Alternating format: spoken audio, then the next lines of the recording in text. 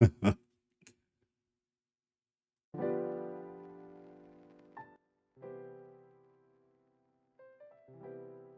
right. Maybe. Oh no.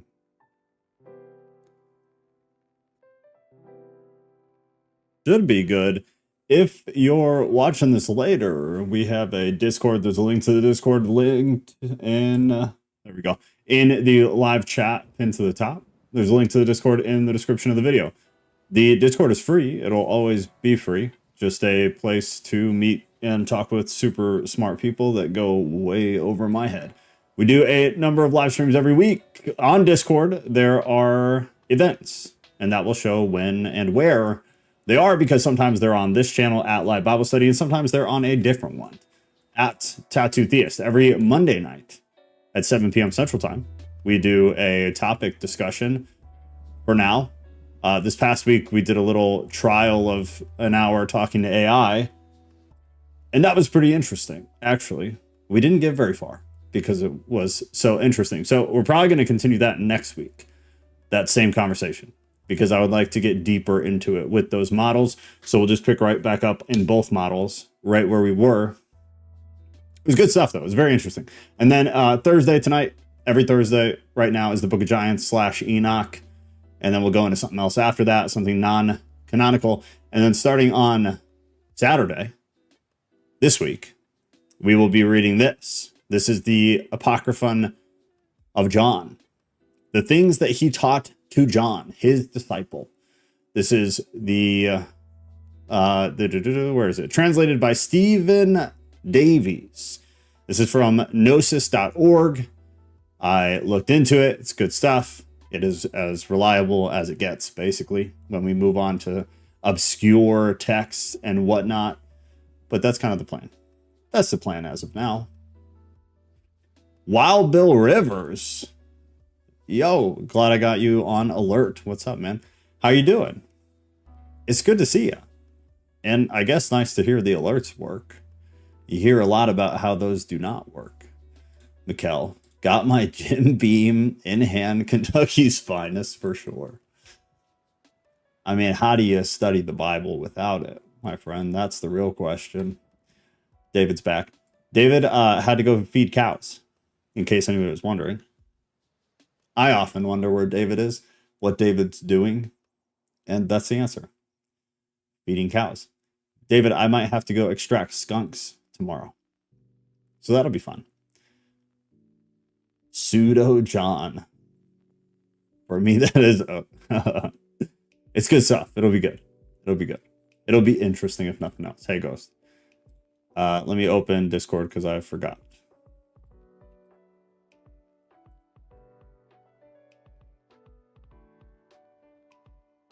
All right, Discord's open. Tampa, you're up.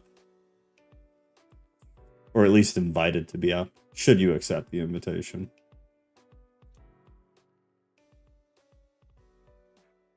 Well, we're getting closer. 82% through this text. You gotta love Kindle, as they tell you where you're at. Connie N. Cheers. With the leaf. That's a pretty fancy emoji I don't think I knew existed. The falling leaf. Pretty fancy. I like that. That's nice. Book of Enoch / Book of Giants. Mostly Book of Enoch at this point, though, if we're being honest. There's been very little interjection of the Giants, if you've been paying attention. We left off right here after a long author's note.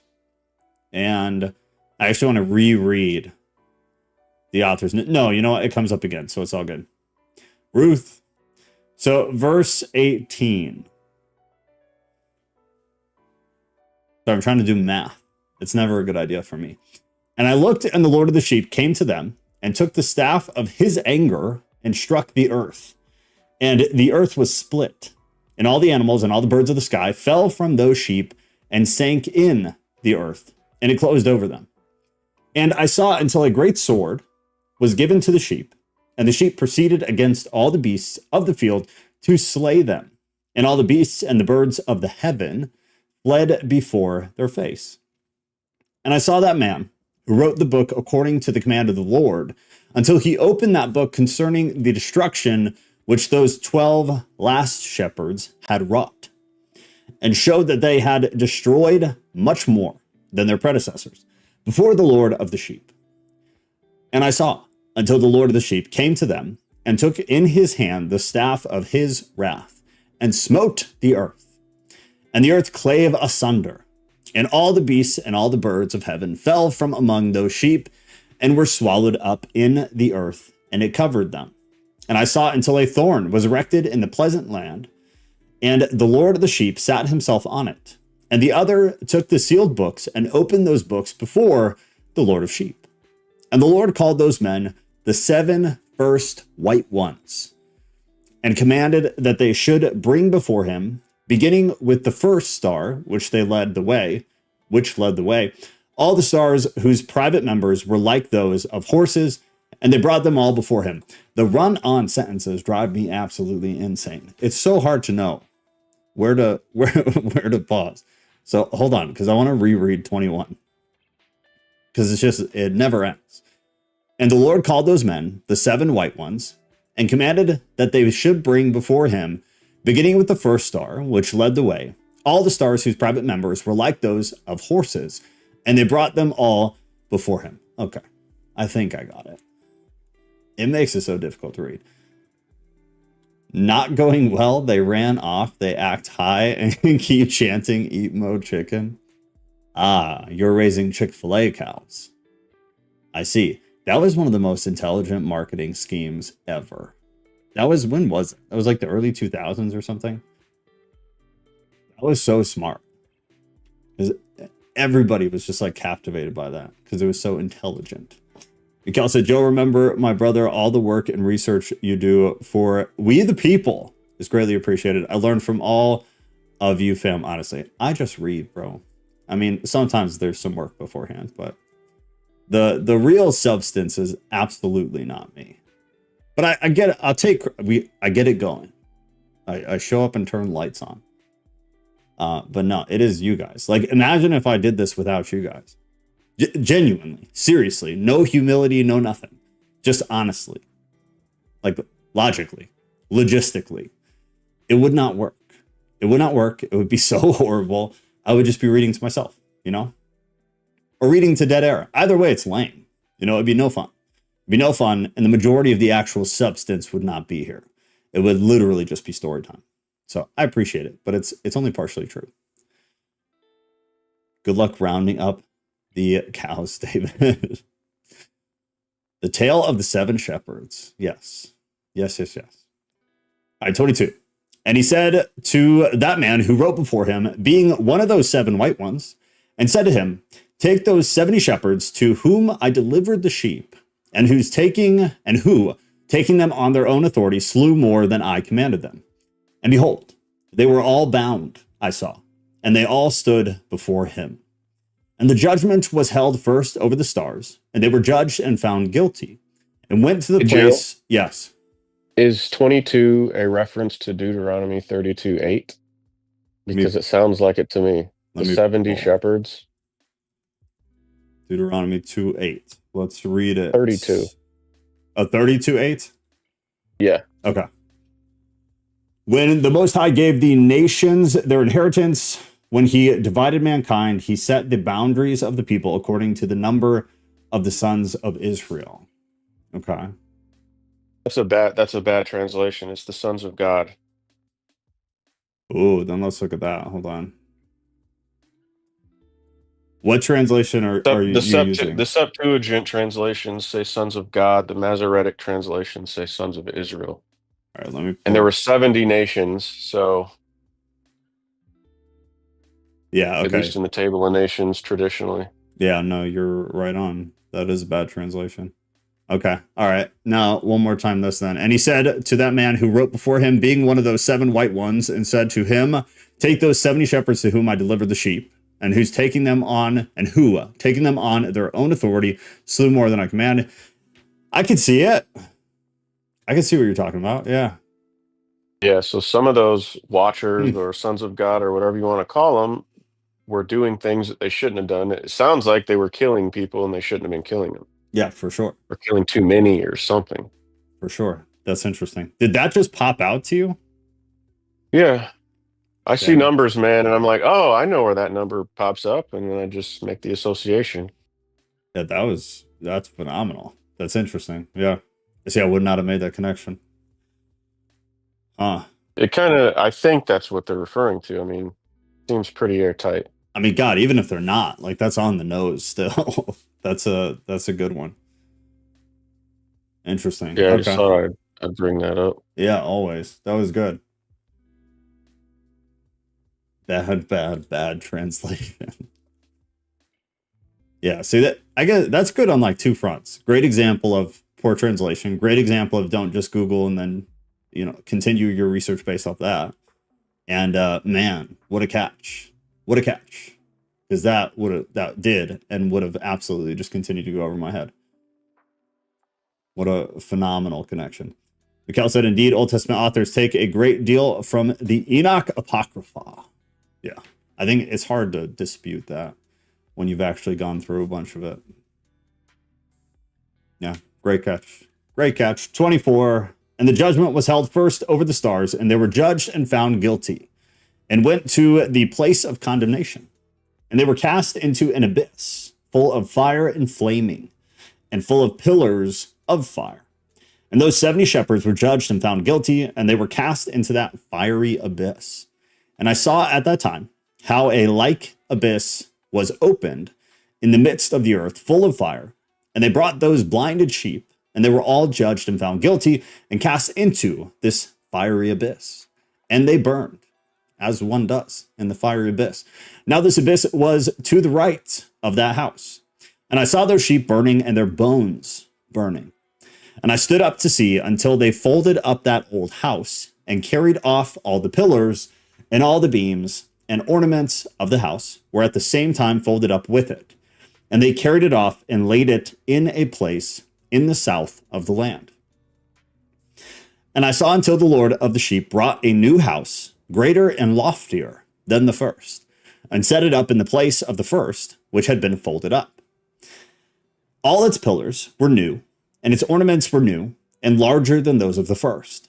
The old one, which he had taken away, and all the sheep were within it. We got Hebrews 13:14. It says, For here have we no continuing city, but we seek one to come. And then it goes back to Enoch, verse 30.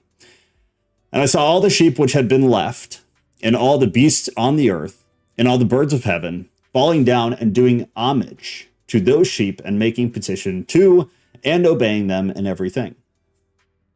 And thereafter, those three who were clothed in white and had seized me by the hand, who had taken me up before. Interesting. So he injected this. So hold on. 31 again. And therefore those three who were clothed in white and had seized me by the hand, and then he is inserting, who had taken me up before, indicating it's a potential better translation of the text prior. And the hand of that ram also seizing hold of me. They took me up and set me down in the midst of those sheep before the judgment took place. And those sheep were all white, and their wool was abundant and clean. And all that had been destroyed and dispersed, and all the beasts of the field, and all the birds of the heaven, assembled in that house. And the Lord of the sheep rejoiced with great joy, because they were all good and had returned to his house. And I saw until they laid down that sword, which had been given to the sheep, and they brought it back into the house. And it was sealed before the presence of the Lord, and all the sheep were invited into that house, but it held them not. All the sheep were invited into the house, but it held them not. And the eyes of them all were open, and they saw the good, and there was not one among them that did not see. And I saw that the house was large and broad and very full. And I saw that a white bull was born, with large horns, and all the beasts of the field and all the birds of the air feared him, and made petition to him all the time. The author has a note here that says, if one assumes the previous sheep with a large horn was Judas or Maccabeus, then verse 37 is the birth of the Messiah, which I think seems relatively obvious.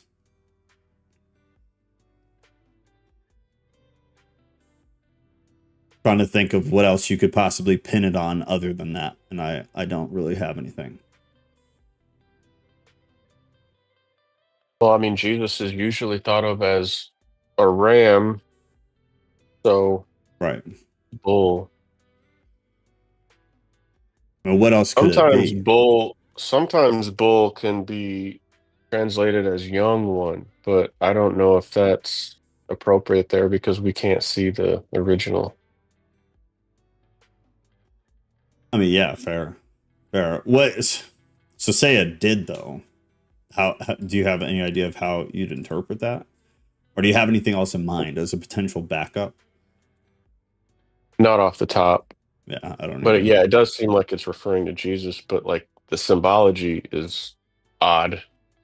It's definitely abnormal. It's definitely abnormal. In the greater context, I don't know what else I'd think of though. I'm not sure. It'd be something interesting to look at some point. Yeah, let me do a word study on bull. I think it could mean young one, but I could also be wrong about that. So let me look it up. Yeah, see if something comes up. 38. Yes, 38. And I saw until all their generations were transformed, and they all became white bulls. And the first among them became a lamb, and that lamb became a great animal and had great black horns on its head. And the Lord of the sheep rejoiced over it and over all the oxen. And I slept in their midst, and I awoke and saw everything. This is the vision which I saw while I slept. And I awoke and blessed the Lord of righteousness and gave him glory. Then I wept greatly, and my tears ceased not until I could no longer endure it. When I saw, they flowed on account of what I had seen. For everything shall come and be fulfilled, and all the deeds of men in their order were shown to me. On that night I remembered the first dream, and because of it I wept and was not troubled, because I had seen that vision. There's another note. This one, interestingly, is not from the author. It's from the editor, which I believe is the first time that they've said that. The note says, at this point, the time frame and text flow becomes non sequitur. It appears the codex was not kept in sequence here. Thus, the translated pages are out of sequence. The flow of time and occurrences seems to follow the pattern listed. 91.6 to 92.1 through 92.5, then jumps to 93.1. The flow then continues from 93.1 to 93.10, and then jumps to 91.7. From 91.7, the text continues to 91.19. It then picks up again at 93.11 and continues. Always the cynic. I manipulation. But that's just me. Seems odd. Seems odd unless you were taking things out and or putting them in. If one were to attempt to put the section into a timeline, the interval would link together in some fashion resembling the following. And this is an overview of 10 weeks of judgment. Week 1, Judgment and Righteousness, chapter 93:3, Enoch's time, Antevelian, Ice Age through 1600 BC. Week 2, Judgment and Cleansing, 93:4, Noah's time and the Great Flood. I feel like that's cut off. Maybe it's just written weird. So week 2, Judgment and Cleansing, 93:4, Noah's time and the Great Flood, the first judgment of the world, 16,000 to 10,000 BC. Week 3, Righteousness is Planted, 93:5, Abraham's time, 10,000 BC to 2,000 BC. Week 4, Law for All Generations, 93:6, Moses' time. Week 4 would be 2,000 to 1,400 BC. Week 5, House of Glory, 93:7, Solomon's time. So it'd be 1,400 to 900 BC. Week 6, Jesus ascends, temple burned, elect scattered, would be 93:8. Jesus' time would be 900 BC to 100 AD. Week 7, apostate generation, judgment of fire, 93:9 to 91:11. That's one of the times it flipped and was out of order. Our time, the second judgment of earth, 100 AD to ? Unknown. Week 8, a sword, 91:12 to 13, new house, new heaven and earth, future time. Week 9, the righteous judgment revealed, which would be 91:14, the judgment time. Week 10, God's power is forever, 91:15 to 16, eternal time. And that's the end. When reading the text from this point to the end of chapter 93, one should keep this flow in mind.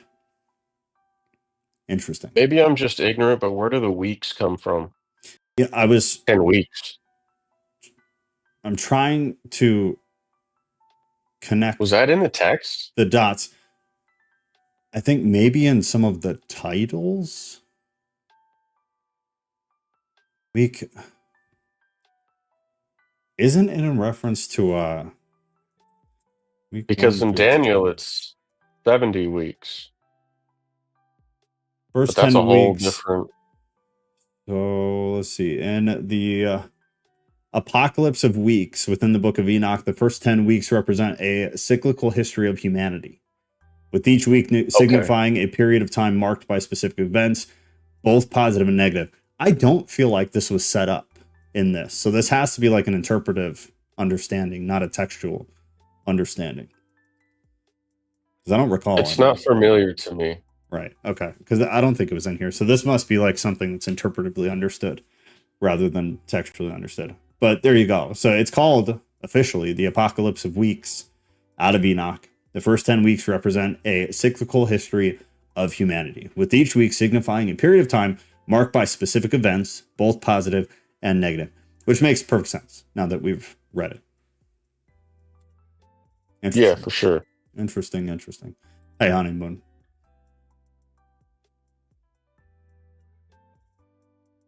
Ex nihilo. Don't lie must be the spirit. Chapter 91. The Book of Warnings and Blessings of Enoch. This will be 91 through 104. Keeping in mind some of the stuff is out of order. Verse 1. And now, my son Methuselah, call to me all your brothers and gather together to me all the sons of your mother. For the word calls me, and the Spirit is poured out on me, that I may show you everything that shall befall you forever. And thereon, Methuselah went and summoned to him all his brothers and assembled his relatives.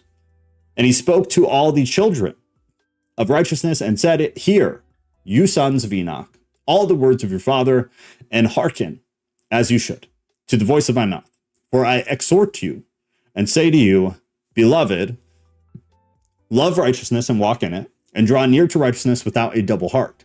And do not associate with those of a double heart, but walk in righteousness, my sons. And it shall guide you on good paths, and righteousness shall be your companion. Good advice. James 1:6 says, But let him ask in faith, nothing wavering. For he that wavers is like a wave of the sea driven with the wind and tossed. For let not that man think that he shall receive anything of the Lord. A double-minded man is unstable in all of his ways. A classic, I feel. Back to Enoch, verse 5. For I know that violence must increase on the earth, and a great punishment will be executed on the earth. It shall be cut off from its roots, and its whole construct will be destroyed. And unrighteousness shall again be complete on the earth, and all the deeds of unrighteousness and of violence and sin shall prevail a second time. And when sin and unrighteousness and blasphemy and violence and all kinds of deeds increase, and apostasy and transgression and uncleanness increase, a great chastisement shall come from heaven on all these. And the Holy Lord will come out with wrath and chastisement to execute judgment on the earth. 2 Timothy 2:3 says, Let no man deceive you by any means, for that day shall not come, except there comes a falling away first, and that man of sin be revealed, the son of perdition. Back to Enoch, verse 8. In those days, violence shall be cut off from its roots, and the roots of unrighteousness together with deceit, and they shall be destroyed from under heaven. And all the idols of the heathen shall be abandoned, and the temples burn with fire, and they shall remove them from the whole earth. And the heathen shall be cast into the judgment of fire, and shall perish in wrath and in grievous judgment forever. And the righteous shall arise from their sleep, and wisdom shall arise and be given to them. And after that, the roots of unrighteousness and those who plan those who plan violence, and those who commit blasphemy shall be cut off. And the sinners shall be destroyed by the sword. And after this, there will be another week, the eighth, that of righteousness. Here's all the weeks, by the way. So that was just all preemptive to it.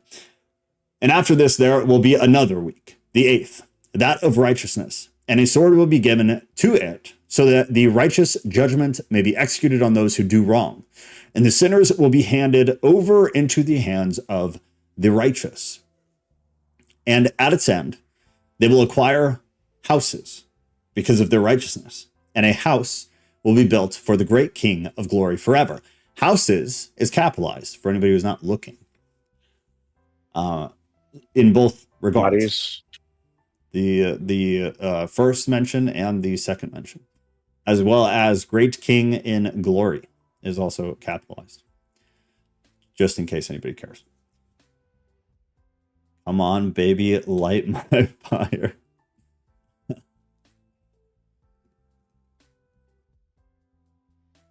And men possessed by plasma being light the pyres. Jim Morrison is Mikkel's having a good night.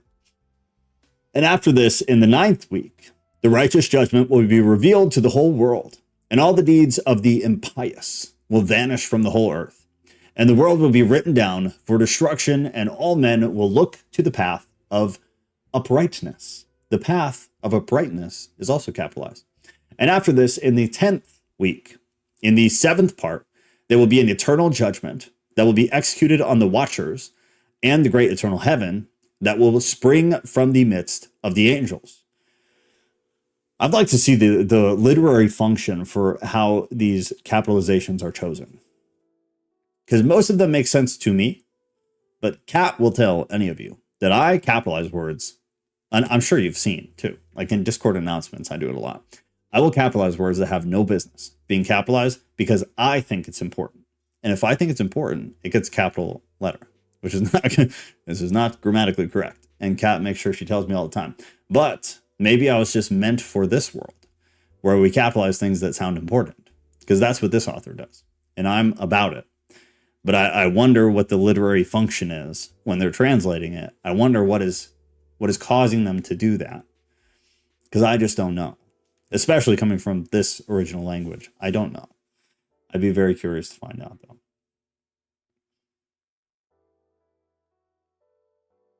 Verse 7 will vanish, pass away. Okay, I think we're 15.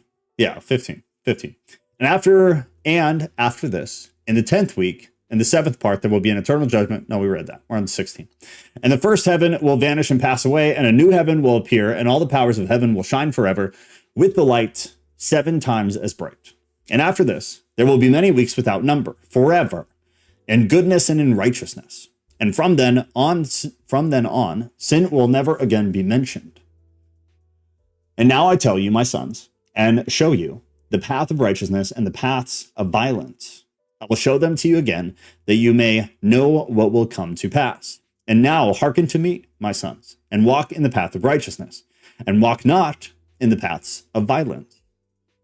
For all who walk in the paths of unrighteousness shall perish forever. And we are starting chapter 92. He's chasing the cows. The cow. Absolutely, Joe. Keep capitalizations up. Fine with me. CCAT. CCAT. Oh, Ruth does it too. I feel so much better. Yeah, David. The thing is, though, like, it aggravates the hell out of me when I see somebody else do things that are grammatically incorrect. So I'm a total hypocrite. Absolute hypocrite. But I feel like when you're announcing things, and I feel like when I do a lot of like business listings and things like that, like ad copy and stuff like that, I feel like if it's important, it should be capitalized. It feels more official and more like, this is important. Pay attention to this. Big letter. Pay attention. Because says, anyways, the Lord of the shepherds made this made this world for our joy, right? That is true. With many capitals. For our is his joy. I love you guys. I just washed my hands so I could say this. Don't. I don't know. So far, I feel very supported. I feel very supported by everybody here, and I feel very unsupported by you. So now we may have to reassess some things. Now that I've started to actually change my behavior because of our talks. Now I have to rethink the whole thing. Maybe I was right after all. That's a good feeling. Changing your behavior because you realize you're wrong and then realizing you were right after all. You were right this whole time. Chapter 92. The book written by Enoch. Enoch indeed wrote this complete doctrine of wisdom, which is praised of all men and a judge of all the earth, for all my children who shall live on the earth, and for the future generations who shall observe righteousness and peace. Let not your spirits be troubled on account of the times, for the Holy and Great One has appointed days for all things. And the righteous one shall arise from sleep, or shall rise, or shall arise. Interesting. So, shall arise from sleep. It looks like the original said, shall arise. So I wonder why they chose to insert from sleep specifically. What purpose does that actually serve? Either way, though, they shall arise and walk in the paths of righteousness, and all his path and conversation shall be in eternal goodness and grace.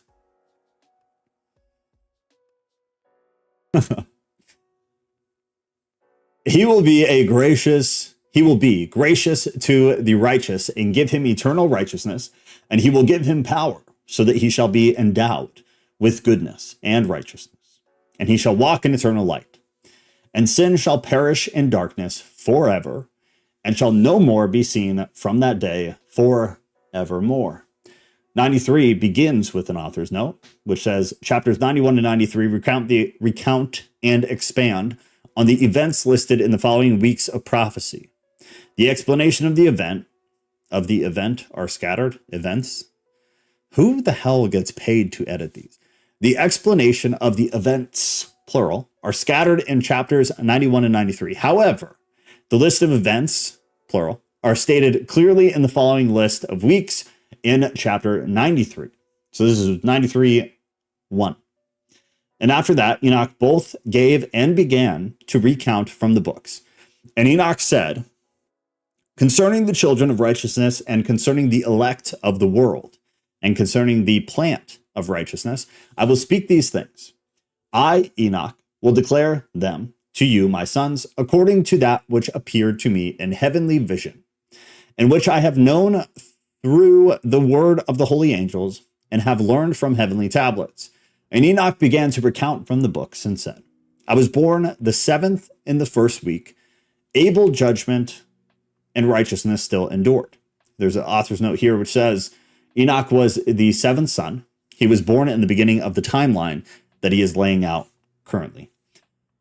Back to Enoch, verse 4. And after me there shall arise in the 2nd week great wickedness, and deceit shall have sprung up, and in it there shall be the first end. There's another author's note which says, this is the rise of evil. The angels have fallen. Enoch 5, verse 5. And in it a man shall be saved. And after it is ended, unrighteousness shall grow up, and a law shall be made for the sinners. And after that, in the 3rd week, at its close, a man shall be elected as the plant of righteous judgment. And his posterity shall become the plant of righteousness for everyone. And there is an author's note here as well that says the time of Moses and the establishment of the 10 Commandments, the beginning of the law. So timeline wise.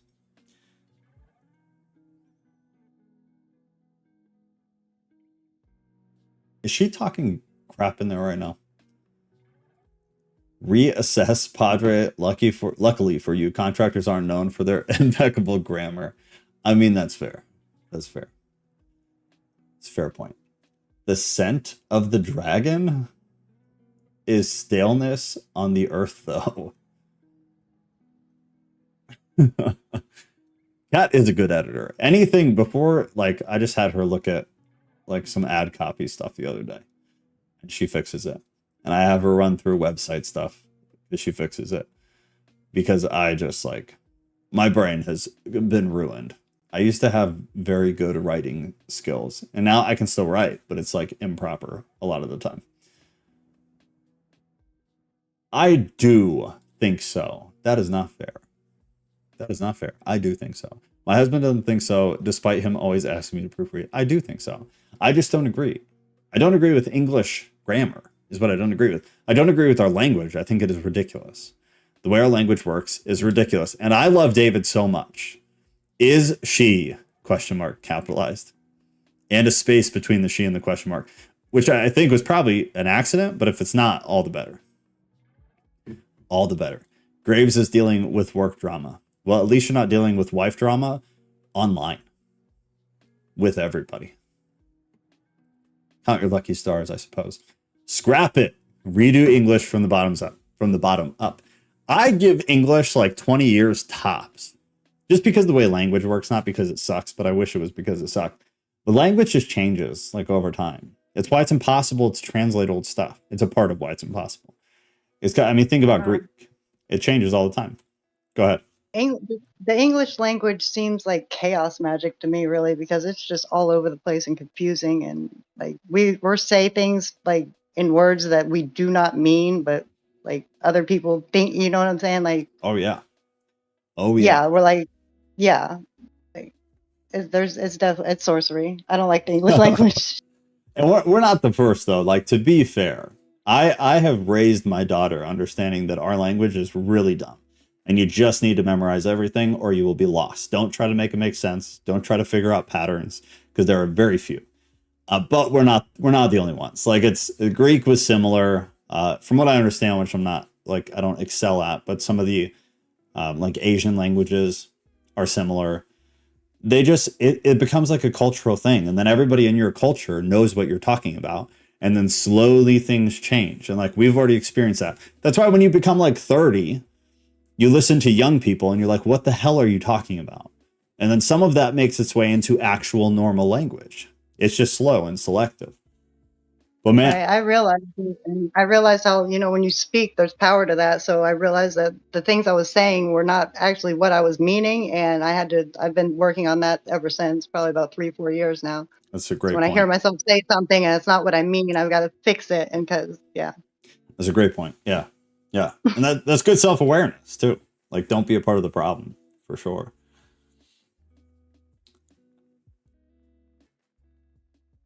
Mikkel said, Enoch was born the 7th of the week. But according to the creation in Genesis, Adam was created on the 6th day. Did it say he was born on the 7th of the week or that he was born 7th? I could have very much read over that. Hold on. Oh man, do I have to go back far? You're probably right. I think I'm misremembering. Or was he the 7th son? I don't know, and I don't want to get us too lost. It's so hard to navigate Kindle when it's this freaking big. I don't know, I'm sure you're right. And that's interesting then. Adam was created on the 6th day. Then, if so, Enoch born on the 7th. I don't know. I'd be curious to get everybody's like opinion. It doesn't have to be right now, but like what everybody kind of thinks about the merging of Enoch and the traditional canonical creation story. Like if you had to make a kid's book that told the Christian creation story, but included Enoch as an individual, as a person, how would you include him? I'd be curious because the number of theories I've heard is unlimited. It just continues on and continues on. The 10 weeks thing is throwing me off. Oh, go ahead. I started reading Enoch at one point and I never continued it because it was just like a more elaborated version of Genesis to me, really. To a point, for sure. But there's a lot of different, though. There's a lot of new and different in it. And But I like don't, I said, this is the first time I'm going actually through it. I had started it. I'm like, this is the same story, so I just kind of left it oh, because gotcha. the flat earthers all idolized it. So I kind of like, I I don't know. I mean, stayed away from it for that point because I'm like, there's something there because they're all like, oh, Enoch. they are, and I don't know. I don't know. I'm very pessimistic. I don't think a lot of flat earthers have actually read it. I think they've read the sections that somebody else told them helped validate their story. But that is just me being a jerk. I know ones that have gone through it and studied it for like weeks and weeks upon weeks, and like Good for them you then. amazing. Because it's Yeah. hard. It's really hard. I mean, I have never lied in the past. I'll never lie in the future. Enoch, I hate reading because I am just so not into like the heavy symbolism and connection to nature and stuff in this context. I just don't feel a draw to it. Like I don't get the desire to do hours and hours of research. Whereas reading a lot of other apocryphal texts, I totally do. I get captivated and I lose hours very, very quickly. Enoch is just never interested me ever. I just don't care. And it's unfortunate because it's such a, I mean, it's super important. There's obviously a lot there, but I just really struggle to actually comprehend a lot of the story. I have a hard time with it. I really do. That's my vulnerable admission of the day. You just don't have enough data yet. You got to collect more data, and then it'll start making sense. See, I don't think it's that. I just can't imagine. I don't know. Maybe we'll have to see. Okay. I've read it a number of times. I've owned it for probably 15 years, and I've tried and I've tried and I've tried and I've done it with people before. I think I just don't get captivated by it. And I think if I don't get captivated by it, I don't really retain and like intake the information the same. Whereas like the Gospel of Judas and like all this other stuff, like we're gonna read the Apocrypha of John. I've read it dozens of times and it captivates me and I'm so interested. So I remember and I process and I research. I've just like never had that with Enoch. Right. See all that like the Gospel of Judas and the Gospel of Thomas. When I read that like 5-6 years ago, I'm like, what the? And I had no idea what. Like it didn't make any sense to me. I'm like, this is crazy. And now that I read it, I'm like, oh wow, okay. Yeah, see, it certainly does work like that. That's for sure. But the same thing, and it's like a running joke here that I hate Revelation. I've read it so many times. I just am not interested. It's super symbolic. I just don't like it. Just my past new eyes I got. It's just now starting to fall into place for me where I can fit it in a little bit here and there. But I've only listened to like I think the last chapter of it. And I'm like, oh my gosh, this is making sense. Well, why is this making sense now? That's good. I think a part of I'm gonna go back into it and look it back over because, like I said, the very end of it, I'm like that fits right in. I think there's a huge truth to that perspective, and I definitely experience it with a lot of different things. I think Revelation I have a hard time with because I don't believe at all that it's authentic. So then I have this preconceived notion of like this is garbage. So I leave it. And Ghost is totally right here.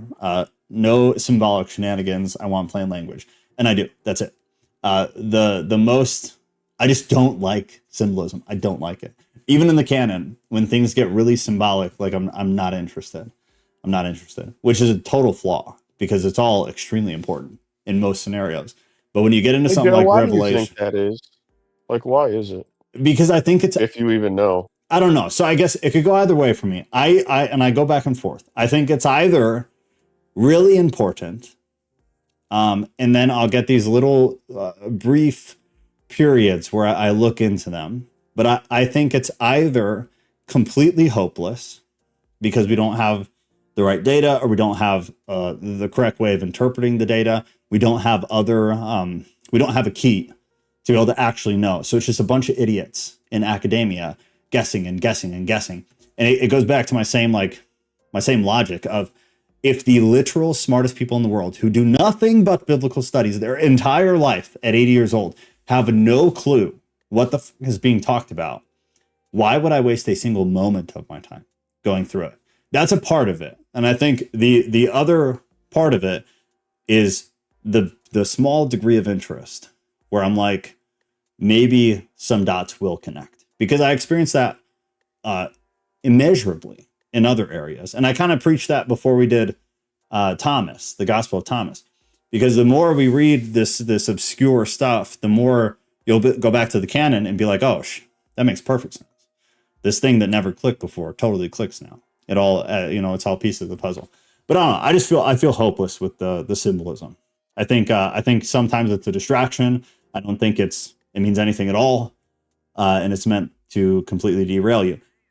And I think I believe that more and more, the more I start to believe that the same is true for the parables. When Christ said he only teaches in parables, didn't he admit that it is to derail certain people? Right. Which is why, 100%. Which is why I believe that. Because I believe Jesus told those to distract or to make people not complacent, but I don't know, the word escapes me, but to pacify, basically. To pacify people who are of low possible understanding. And then I do believe like a lot of teaching happened in secret. But it even confounded the Pharisees too, and they were learned. They were academically learned on the law. They were not spiritually learned, I would say. Right. So I think that's the difference. Yeah. And I think a lot of the symbolism is just meant to distract. But that's still not like, from an academic perspective, that's ignorant. And I realize that, which is why I still force myself to do stuff like we're doing right now.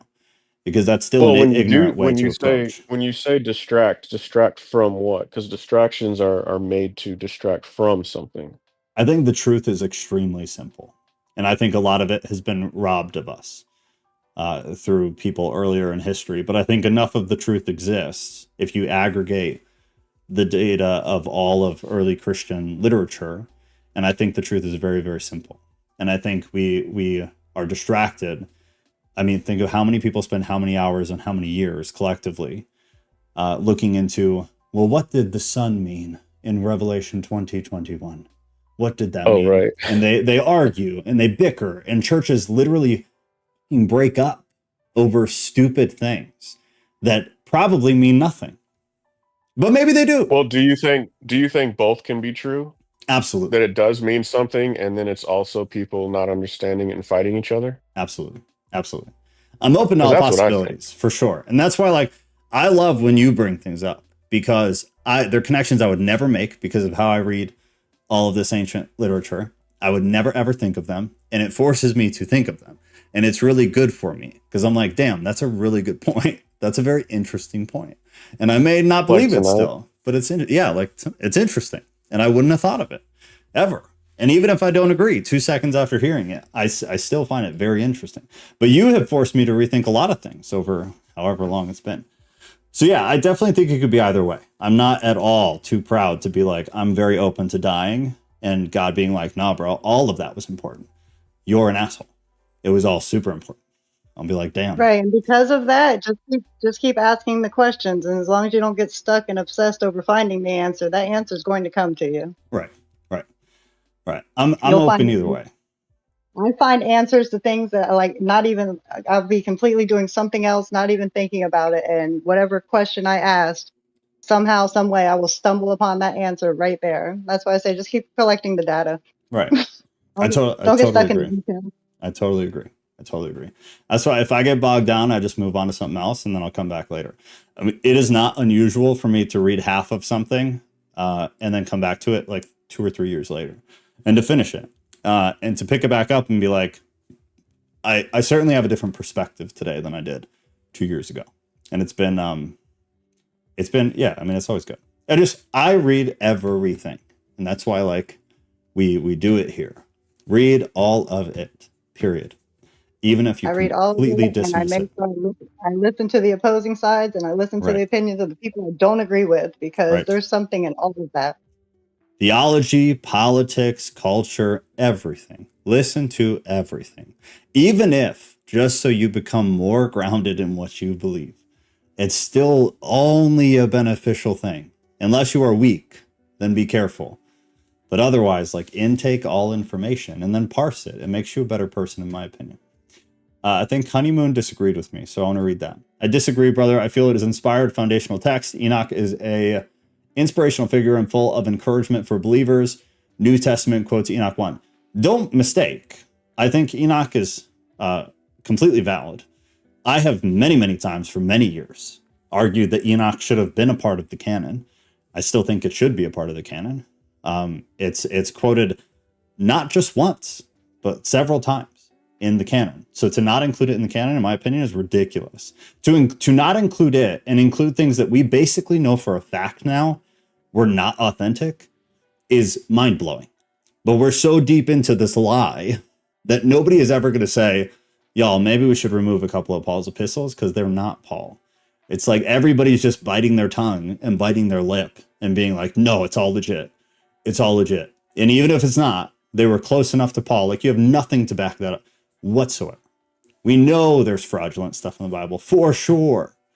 But no, I don't mistake. I think Enoch should have been canonized. I think it should be now. I just don't like it.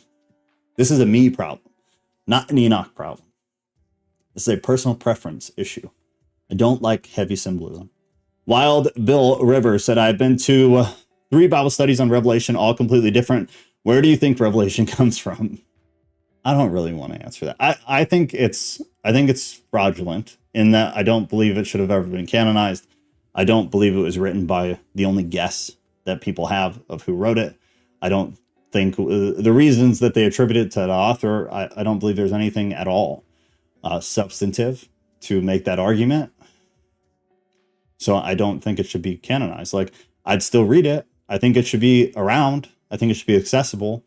But I don't think if we're going to say these books are God's word and these books are not, I don't think Revelation should be in and other texts that aren't, are not. Like Enoch is a great example. Trade Enoch for Revelation. We know a hell of a lot more about Enoch than Revelation. And the references definitely help. What if the subject matter bleeds over? Like Revelation and Enoch have a lot of the same symbolism. For sure. For sure. For me, it's just, it's a matter of authenticity, not of like content necessarily. Oh, like the authorship. The authorship and like, what do we have to validate what it's saying? And for Revelation, there's virtually nothing. It's just kind of this floating text.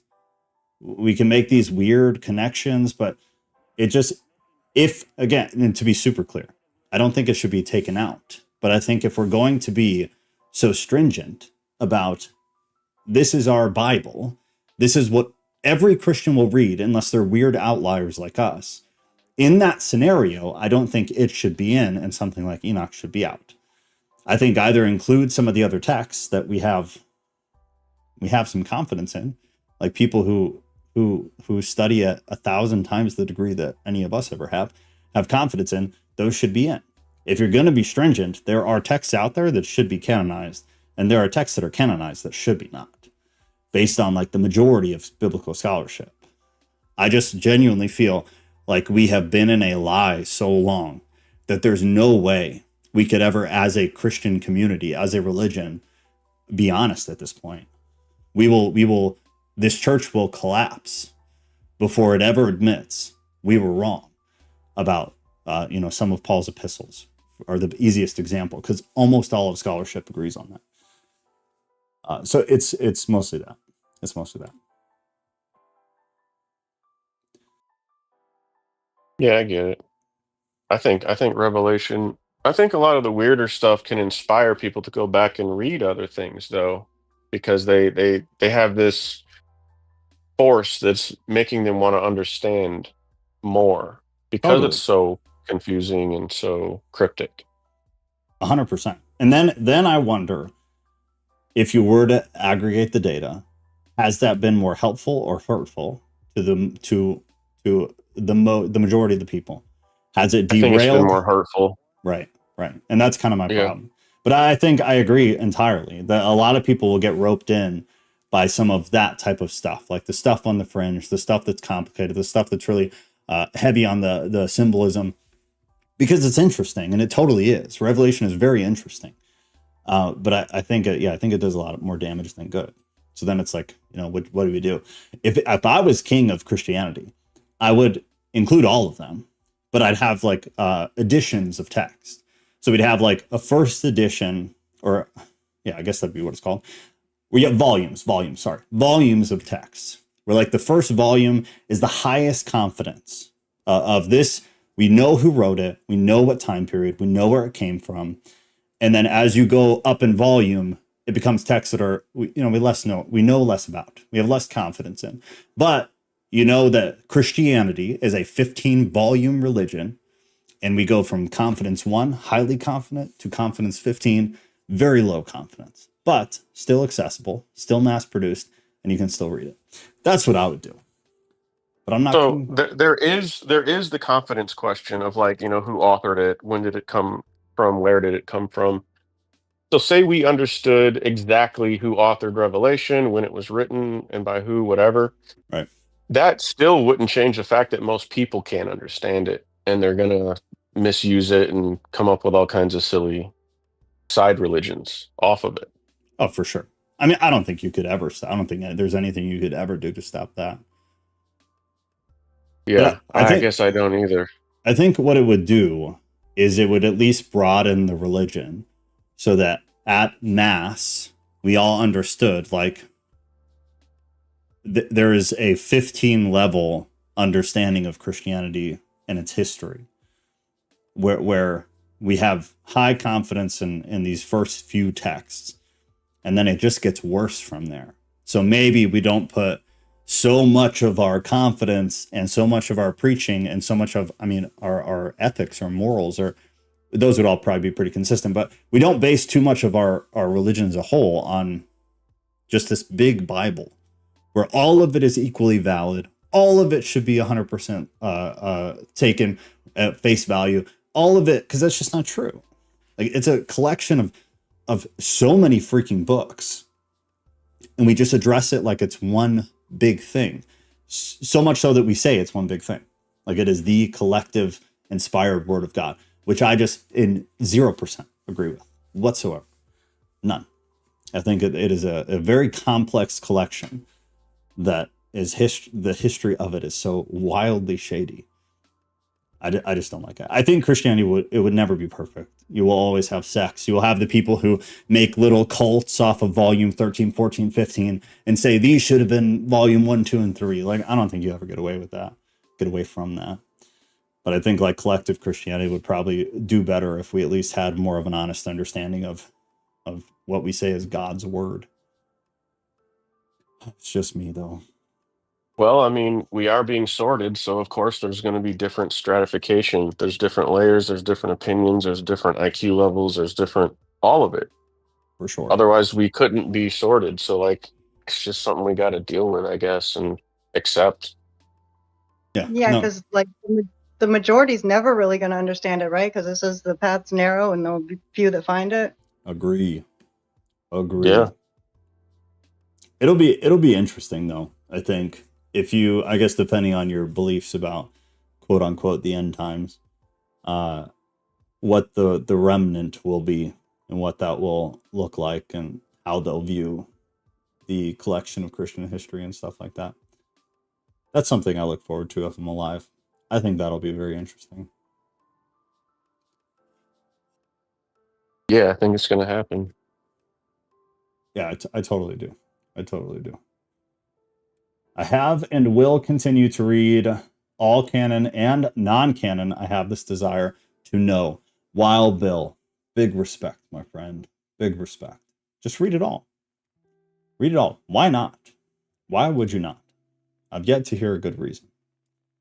Honeymoon said, my Passover is this Saturday, which makes it a high Sabbath. Then Sunday, first day of unleavened bread. Praise Abba Yahweh. Yahweh. I'm sorry. I'm very bad at pronouncing things. This is not news to anybody here. All things fade and alternatives excludes. You're right, honeymoon. Oh, okay. That was just something earlier. Jesus replaced the sacrificial Passover lamb with his body and his blood. Do we have a Sabbath argument going on that just blew right past me? That would be interesting. My old life when I was in a rock band.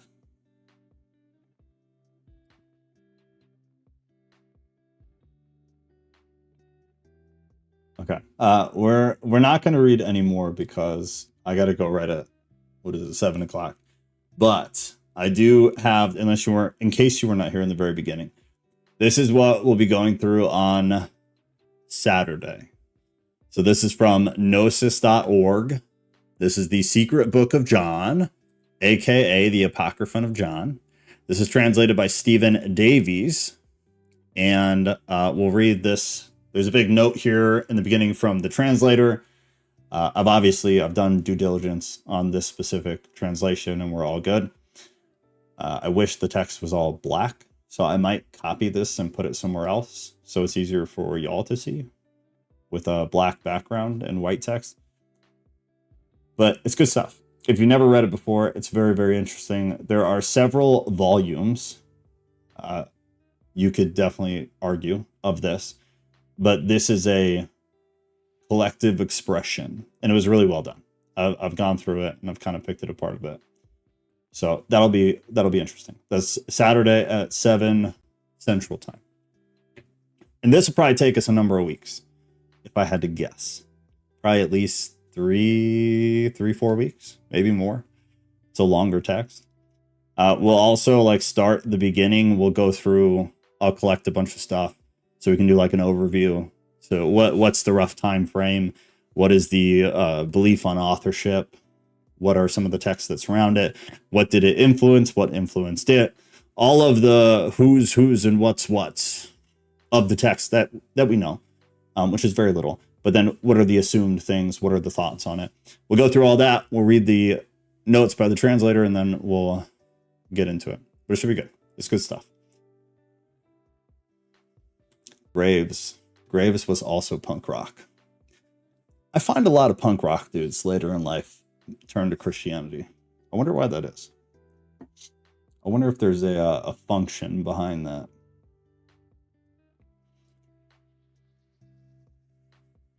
Wild Bill said, how to stop from becoming the old you. A lot of demon-possessed people want me to be the old me, but I stay in prayer, and my faith has grown since I've seen this evil. But for Mr. Germ Graves, help me out? What? That must be a part of the punk rock conversation that I was not able to read the whole thing of. David has to go. Cows are back, and they look mad. Please like and subscribe. Thanks, David. Good luck. I just imagine David sitting in his living room with a window open and cows coming up extremely aggressively to the sill of the window and smacking their fat cow lips at sweet old David there. This is great. Quite a bunch of retired musicians in this group. I play guitar. I did do too. It's been a couple years. But I certainly did. But I was an acoustic guy. Sorry to disappoint. Not an electric guy. Not for me.